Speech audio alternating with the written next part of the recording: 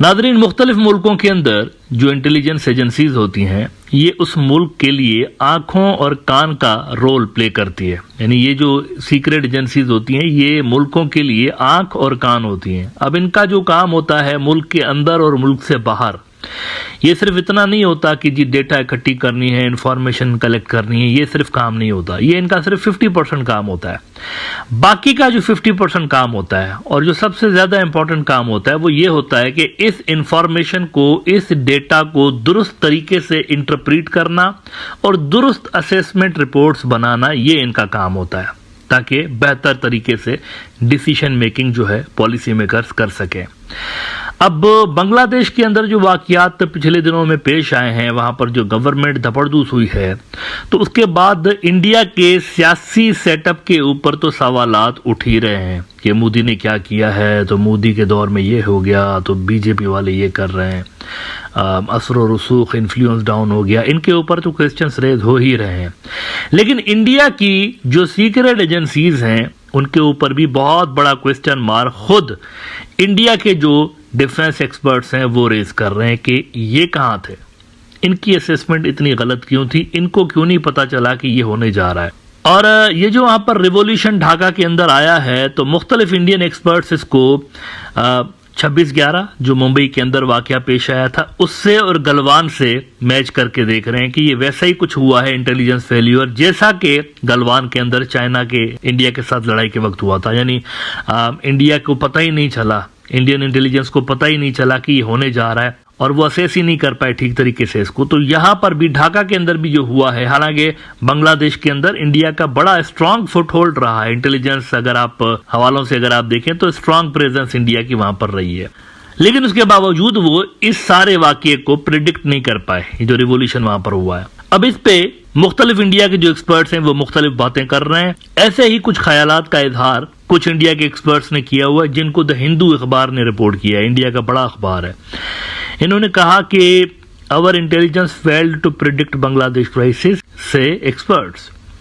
India needs to tread carefully in the coming months until it gets a better understanding of the situation in Bangladesh, say experts at a seminar organized by Center for Policy Studies and Visakhapatnam public library. वहां पर एक seminar हुआ India के अंदर, विशाखापट्टनम में गालिबन, और वहां पर इंडिया के डिफेंस सर्कल से जुड़े हुए कुछ लोग और जो जर्नलिस्ट हजरात हैं वो वहां पर आए और उन्होंने अपने ओपिनियन का इजहार किया। उसके अंदर उन्होंने कहा कि यहाँ पर एक इंटेलिजेंस फेल्यूर हुआ है। दूसरा उन्होंने ये भी कहा कि अब हमें ये देखना पड़ेगा कि चाइना के साथ हमने किस तरह की डीलिंग करनी है। उन्होंने कहा कि देखें, चाइना जो है एक तो पॉलिटिकली, इकोनॉमिकली और मिलिटरली हमसे ज्यादा पावरफुल है, तो हमने क्या इसी तरह की पॉलिसीज कंटिन्यू रखनी है जो कि अभी तक हम करते चले आ रहे हैं वहां पर, या इसको चेंज करना है और उसको दोबारा से रिवाइज करना है, ये भी हमें देखना पड़ेगा। तो दो मुद्दे वहां पर डिस्कस किए गए। द हिंदू कहता है कि speaking about the developments in Bangladesh,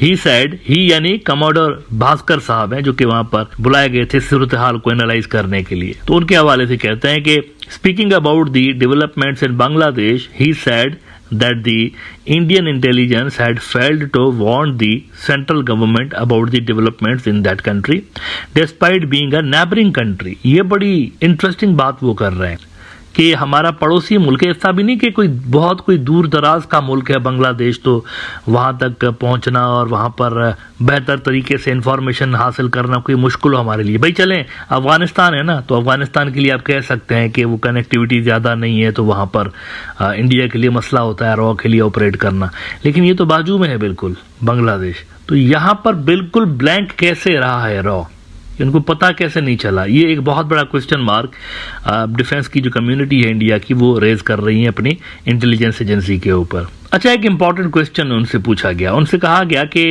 ये जो कुछ भी हुआ है क्या ये 1971 का रिवर्सल है।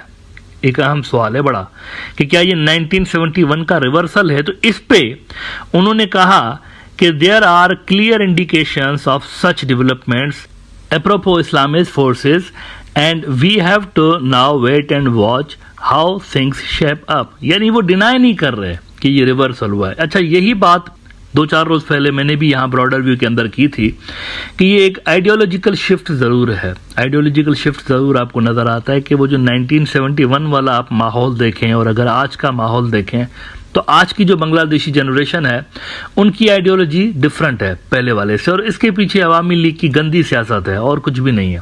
अवामी लीग ने इतना ज़्यादा पॉलिटिसाइज कर दिया, शेख मुजीब साहब को भी खुद इवन उन्होंने एक्सक्लूसिवली उनको ओन करना शुरू किया कि बस ये शेख मुजीब हमारे ही हैं, तो हमने ही ये सब कुछ किया है, तो हम ही अब लेजिटिमेट ओनर है। वो कम्युनिस्ट पार्टी ऑफ चाइना बन गए एक तरह से, बांग्लादेशी वर्जन। यानी ये हमारे माओ ज़ेडोंग हैं, मुजीब रहमान साहब, हम इनकी कम्युनिस्ट पार्टी हैं और हमारे अलावा किसी और को यहाँ पर रूल करने का हक नहीं है। तो ये कम्युनिस्ट पार्टी ऑफ चाइना की तरह एक तरह से डील करना शुरू कर दिया इन्होंने बांग्लादेश के अंदर, लेकिन ग्राउंड रियलिटीज ऐसी नहीं थी यहाँ पर। इधर तो बड़ी बड़ी जमातें और भी थी ना, तो ये होना ही होना था जो कुछ भी हुआ है।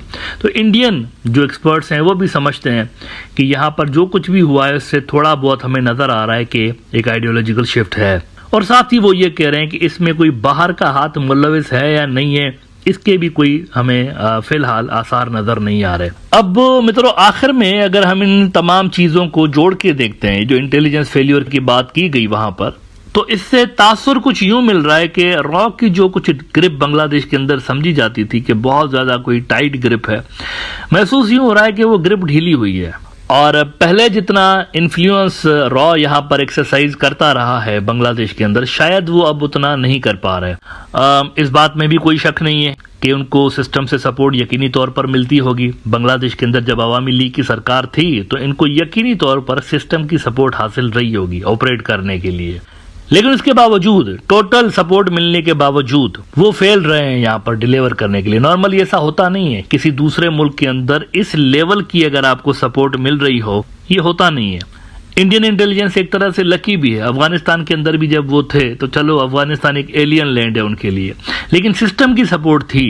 यानी ये जो अफगानिस्तान की सीक्रेट एजेंसी थी, अमरुल्लाह सालेह जिसको हेड कर रहा होता था, वहां पर बैठ के उनके दफ्तर में बैठ के रॉ वाले मंसूबे बना रहे होते थे अफगानिस्तान के हवाले से, पाकिस्तान के हवाले से। तो वहां सिस्टम की सपोर्ट एडमिनिस्ट्रेशन के हवाले से थी, इनको यहां पर भी थी बांग्लादेश के अंदर। तो ये लकी है इस मामले में कि दोनों जगहों पे इनको भरपूर लॉजिस्टिकल सपोर्ट और ये सारा कुछ था, लेकिन फिर भी ये डिलीवर नहीं कर पाए। ये इंपॉर्टेंट बात है कि डिलीवर नहीं कर पाए। इस पे मेरे ख्याल से इंडिया को गौर करना पड़ेगा कि व्हाट वेंट रॉन्ग और कौन कौन सी गलतियों ने उनके लिए मामलात यहाँ पर धपड़दूज कर दिए।